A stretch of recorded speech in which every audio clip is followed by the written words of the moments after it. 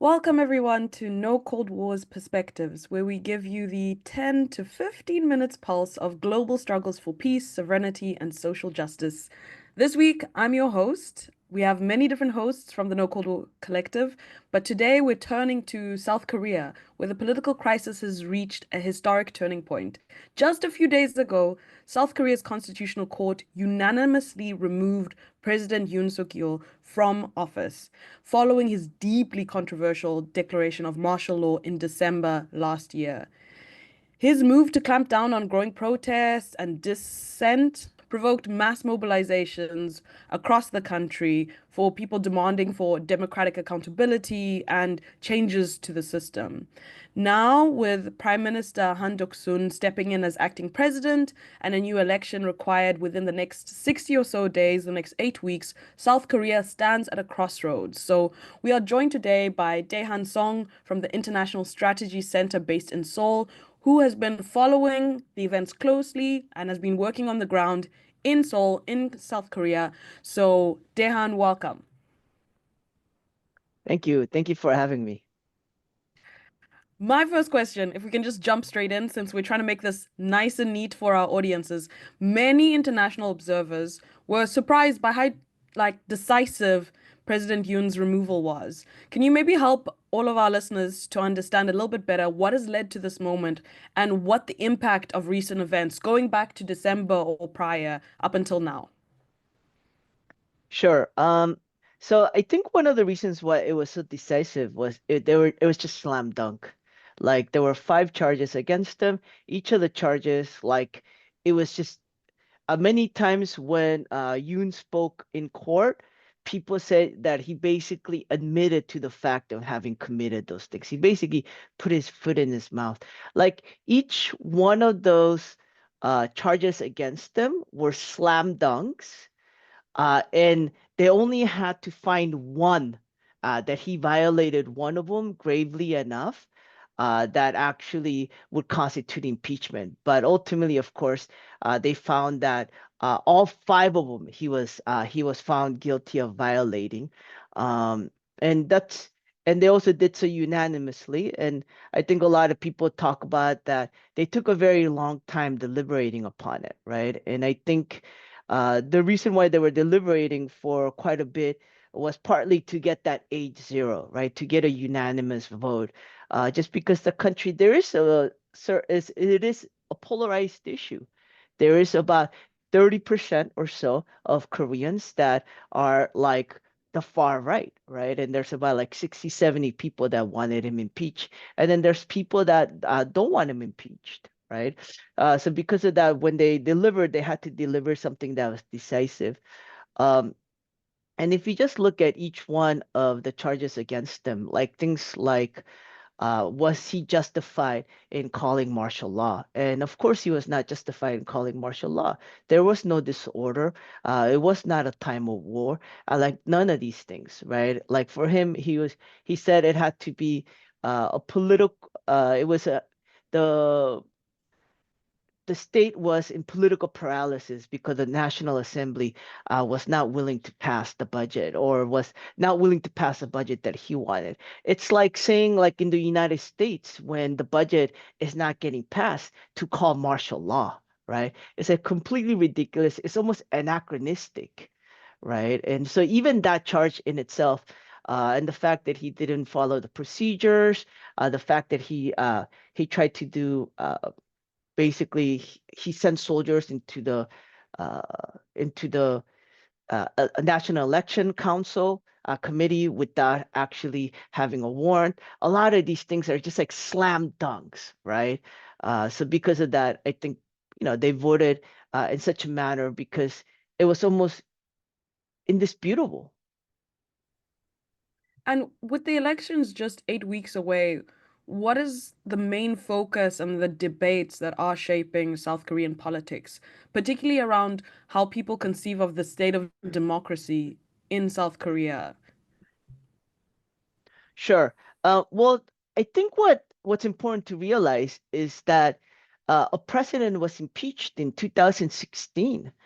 President Park Geun-hye was impeached, and in some ways, it was. Koreans were able to mobilize so rapidly because 2016 had happened, because Koreans had already had practice impeaching a president. And Mhm. then in 2017, an election was done. President Moon Jae-in from the Liberal Party, he became president, and he had a mandate from the candlelight protests to change Korean society.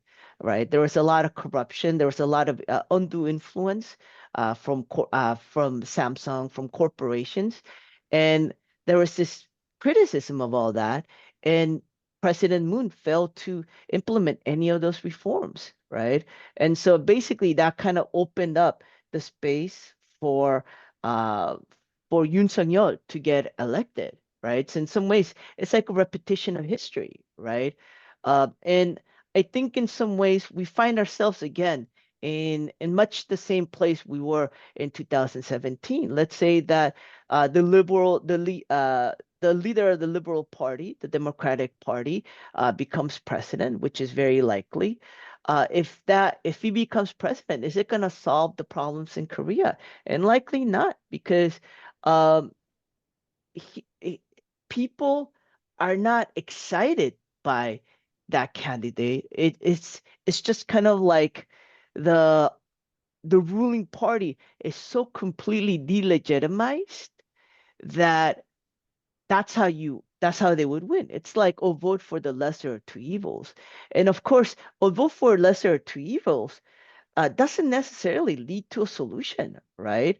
Like, what's to prevent another Yoon Suk-yeol from getting elected in 5 years from now, right? A lot of the constitutional reforms, a lot there's right now there's a lot of talk about constitutional reforms, and a lot of the talk is not necessarily about giving more power to people.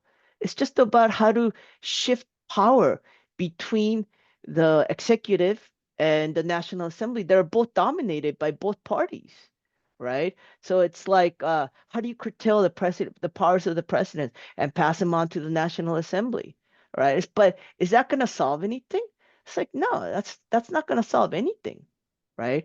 So there is a faction, there is a group of progressives that are calling for constitutional reform that actually expands democracy, right? If we are having a crisis of representative democracy, how do we turn representative democracy to participatory democracy, right? And the two demands right now are around the recall referendum, right? President Yoon, even before being impeached, he was highly unpopular, like at 20% approval ratings, right?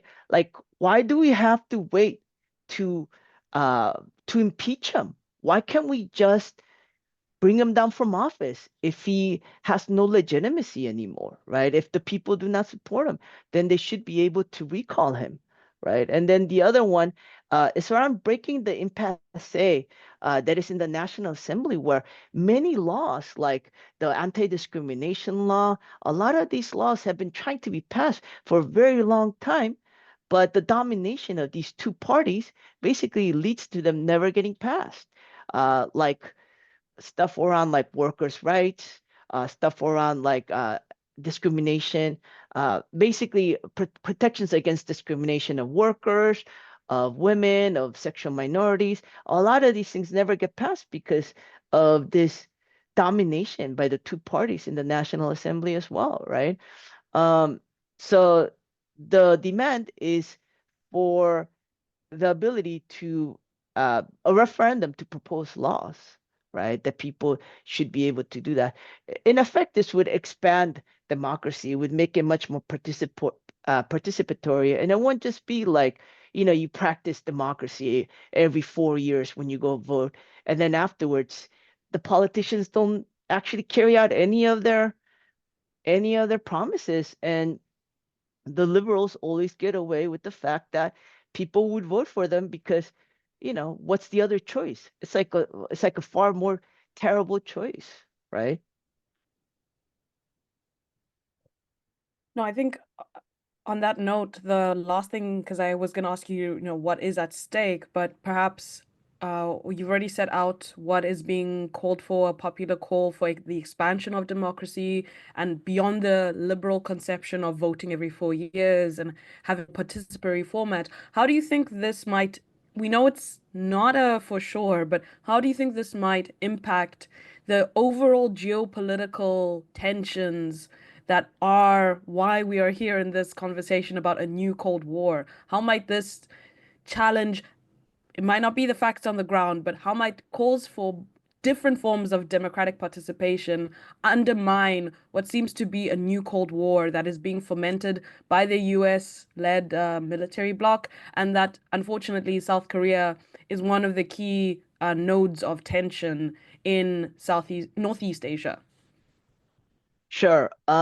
I guess a couple of things. I think as regards to like expanding the constitutional these reforms, this is just a movement that is getting started, right? It's not necessarily something that is like widespread and where everybody's like chanting it. It's like it's a demand that perhaps like a longer term struggle, and people think that the struggle has to happen right now as we're approaching the presidential elections that are going to happen in 60 days, because that's the only time when it will get the attention necessary, right? To be able to have like a national debate around it. As regards to how things changed when Yoon is removed from office, I think Yoon was such a sycophant. He was such a uh, he was such a puppet of the United States. He was just somebody that constantly just bowed to the U.S., sang American Pie. Like, I mean, the indignity of it, right? A Korean president singing American Pie. Like, what the heck, right? So he's this kind of character, and the liberal candidate that comes into office will be less of an ideologue, and I think he'll be far more pragmatic, which doesn't necessarily mean that he's a peace candidate, but it does mean that he's going to be a little bit more intelligent and just not just pro US all the time. I think, of course, there's like structural limitations within Korea. Um, the location of it, its history, the alliances that it's a part of, that in many regards like limit like what is possible. So in some ways, I guess you got to push the boundaries of what is possible, right? You got to expand this, right? And in this kind of like longer term struggle, stuff around like not having war exercises that like destabilize the region, stuff like around like not having military installations from the United States in South Korea, stuff like this that could potentially have, come up in the future that are, yeah, basically frontline struggles have to fight and have to kind of like hold the line and have to expand to create space to make things, to make other things that are possible in the region. So as regards to like how Yoon is gonna impact immediately, um, yeah, I'm not. I don't think it's too clear because he's pragmatic and he's not necessarily somebody that is shifting to the left as he readies for the elections. In fact, he's shifting towards the right, as he has said in his own words, that like people's the economy and whatnot like should like cater to people's living, but that the national security does not necessarily have to be like progressive. So yeah, I think it's a little bit unclear what the future holds. But of course, regardless of what's at store, I think like the social movements, we just keep on fighting. We just keep building power. We keep organizing people. We keep educating the public around the new Cold War, around like the war exercises, around like actions that are destabilizing the region. So yeah, and building with other movements around the region. Thank you so much, Dae-Han, for your insights. It's clear that what is happening in South Korea isn't just, about electoral change, it's about society pushing back against, even though we might not have all the best options, but against a right-wing imperialist drift and fighting to expand the democratic space. So we'll continue to follow the developments closely in the coming weeks, and hopefully we can do a short interview in the near future. For all of those who have joined us, thank you for listening in. You've been listening to No Cold Wars Perspectives, where we bring you the pulse of struggles for sovereignty, justice, and peace worldwide. Until next time, stay engaged, stay informed, and stay in solidarity.